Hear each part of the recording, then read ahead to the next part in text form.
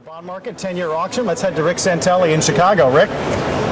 Well, you know, as we approach 210, top of the range for 10-year notes, I have my CPA, Certified Financial Planner, Bill Herr.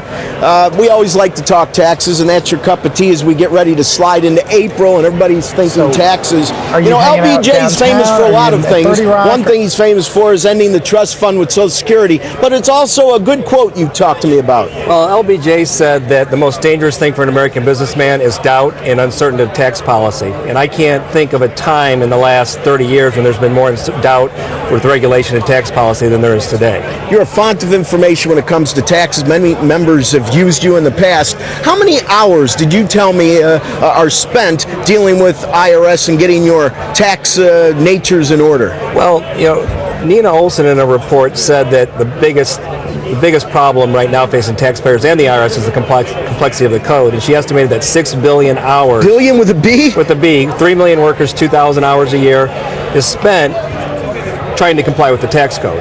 And we just talked about manufacturing. The president just commented building up the economy and manufacturing, and I can't help but think we got these great minds in tax and in accounting spending time on trying to get profits overseas instead of in the U.S. to pay taxes. If they could use that to build business, the economy would be better off. We need to simplify things. Now, Money Magazine, they've done some interesting stories about tax policy. One we were talking about, maybe you can elaborate to the audience. Well, every year, and I'm not sure they did this year, but for the last 3, 4, 5 years, maybe longer, they have given the same return to 50 different tax preparers. And some years maybe 2 come up with the same answers, some none. Sometimes the range is really wide.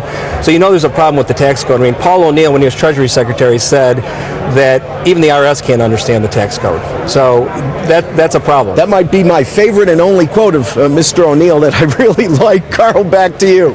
Thank you very much, Rick Santelli.